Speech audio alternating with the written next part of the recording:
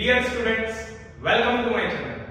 आज से हम एक नई लेक्चर सीरीज स्टार्ट कर रहे हैं maths 1 of diploma engineering Gujarat technological university. Lecture start करने से पहले मैं आपको कुछ कहना चाहता हूं।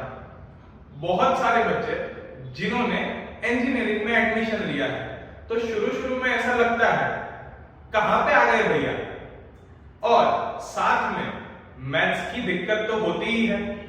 तो ऐसे बच्चों को मैं कुछ पंक्तियां कहना चाहता हूं कि जब आंखों में अरमान लिया और मंजिल को अपना मान लिया, जब आंखों में अरमान लिया और मंजिल को अपना मान लिया, तो फिर मुश्किल क्या और आसान क्या, बस ठान लिया तो ठान लिया। तो आइए लेक्चर स्टार्ट करते हैं। तो आज का टॉपिक है डिटरमिनेंट। तो सबसे पहले समझते हैं what is determinant. Determinant is nothing but a number and it is a special way of expressing real numbers. Okay, तो सबसे पहले देखते हैं सेकंड ऑर्डर डिटरमिनेंट। अगर a, b, c, d real numbers है, तो उसको सेकेंड ऑर्डर डिटरमिनेंट के फॉर्म में हम कुछ इस तरीके से लिख सकते हैं, determinant of A, B, C, D. Okay, यहां पर ए, बी, सी और डी, इसको हम मेंबर्स ऑफ डिटरमिनेंट बोलेंगे। ठीक है ना, ए, बी इसको हम बोलेंगे first row of determinant.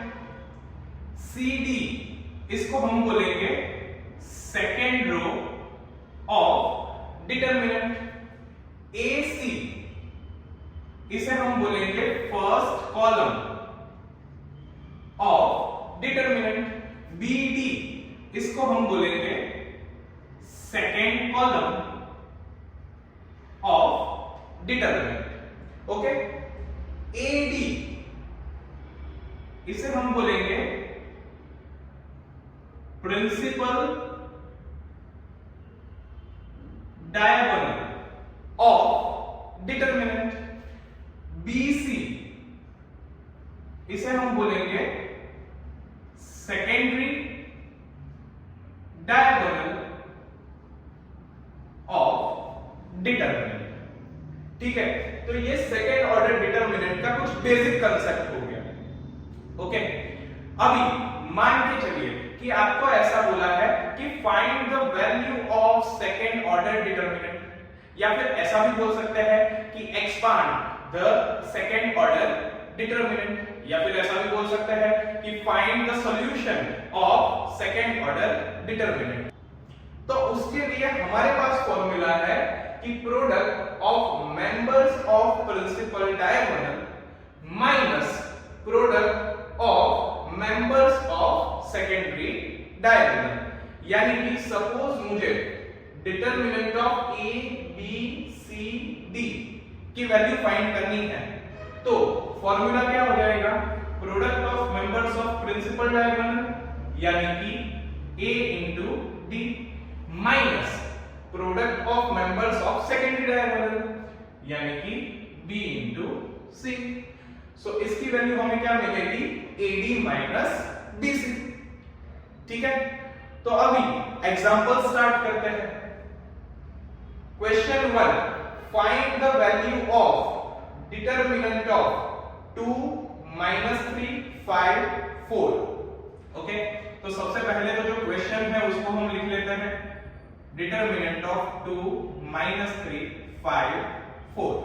Okay, अभी हमारे पास फॉर्मूला है product of members of principal diagonal, तो वो क्या है 2 into 4 minus product of members of secondary diagonal, तो वो क्या है -3 into 5।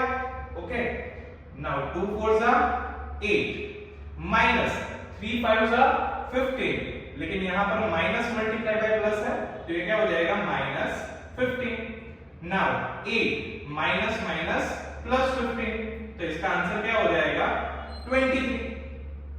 Okay, now next question, question 2, find the value of determinant of e raised to 2x, e raised to x 1, e raised to minus x. Okay, same concept, same formula. तो यहां पर principal diagonal के elements क्या है, e raised to 2x and e raised to minus x. तो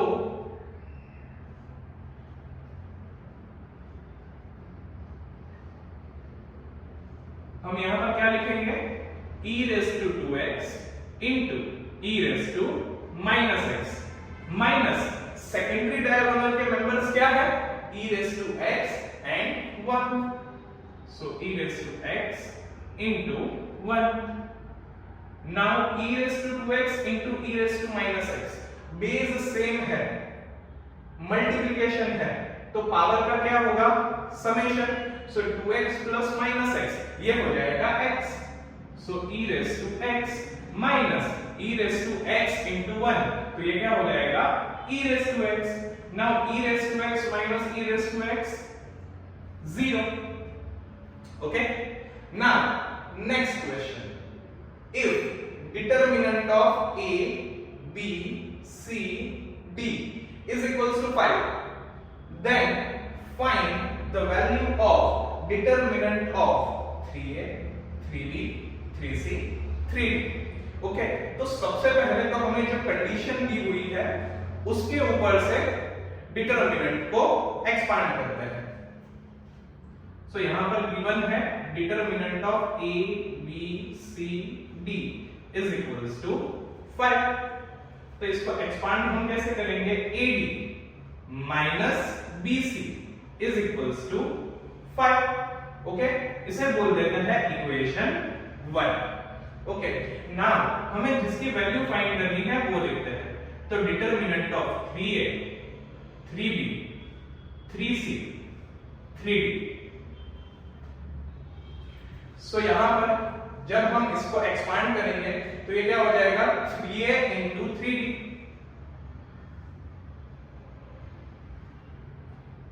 minus 3b into 3c. Okay, 3 3s are 9ad minus 3 3s are 9bc. Okay, इन दोनों में से 9 common, so ad minus bc. Okay, equation 1 के हिसाब से ad माइनस bc की value क्या है, 5. तो ये वैल्यू को हम यहां पर सब्स्टिट्यूट कर देंगे. सो ये हो जाएगा 9 into 5, 9 5s are 45. ठीक है, तो इस तरीके से हम ये एग्जांपल को सॉल्व कर सकते हैं. Now next question, solve the equation determinant of x 2 2 1 is equals to 0. तो समझिए, जब भी आपको ऐसा बोला है कि सॉल्व द इक्वेशन, तो वहां पर जो वेरिएबल गिवन है हमें उसकी वैल्यू फाइंड करनी है.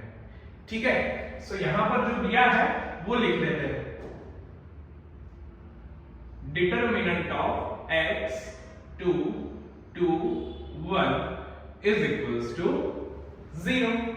ओके,